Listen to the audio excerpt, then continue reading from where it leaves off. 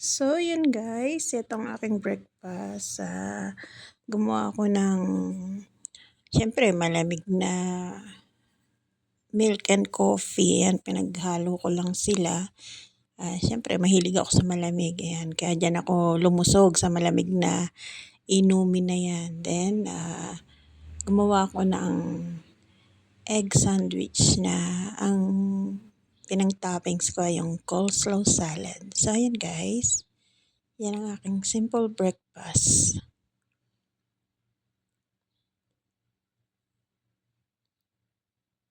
At late na ang aking breakfast diyan, mga 9 AM na yan guys kasi ang dami kong ginawa. Ang daming utos ni amo dahil mag-ano na, vacation na dito sa school. May gift ang madam ko sa mga students niya. Ano yan, binalot kong isa-isa, ang dami. Kaya tinapos ko muna yun bago ako kumain. Yan. Kaya yan, pa-cute-cute muna hangga't nagbe-breakfast. Ayan.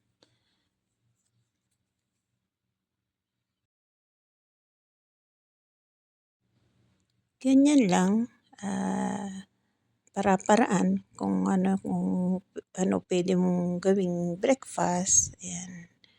Lalo dito guys, ang isang OFW kasi, kung gusto mong makakain ka ng gusto mo, mag-provide ka.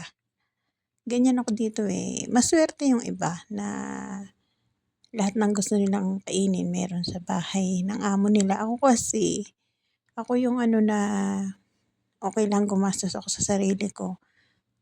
Dahil maraming dito na hindi ko kinakain talaga. Simula nung nagkasakit ako guys, nagka-acid reflux ako guys, marami na akong hindi kinakain na 'pag alam kong hindi nakasundo ng sikmura ko, hindi ko na yan talaga siya kakainin kahit na may binibiling breakfast, madalas may binibili silang pagkain dito, hindi ko kinakain. 'Pag alam kong once na dun ko na na nagti-trigger yung acid ko, never ko na yan siya titikman kahit na masarap pa yan. So ayun guys, ganyan. Para-paraan lang. Kung alam mong makakasama sa'yo, huwag mo ng kainin. Kaya gano'n ako. Marami akong hindi kinakain sa pagkain ng mga amo ko dahil nga yung aking sikmura marami ng hindi kasuntong pagkain. Kaya kahit na ako nang gumagastos, 'yan, ganyan ang buhay ko dito. Yung wala ka ng increase gumagastos ka pa sa sarili mo. Pero okey lang yun, importante, hindi masyadong pagod dito. Talagang mahaba mahaba ang pahinga ko dito. Pagod lang talaga yung Ramadan, 'yan talaga ang inaano ko. 'Yan ang 'yan ang kuwento ng aking buhay dito sa Saudi.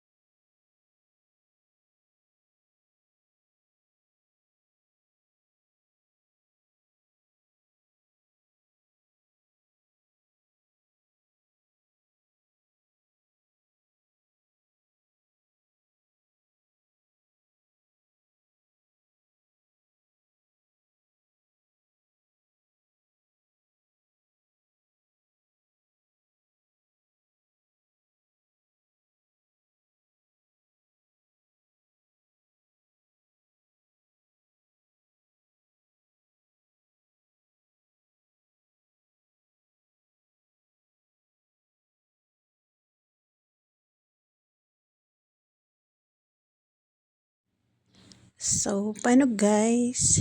Ito lang ang aking video for today. And thank you for watching. Bye-bye.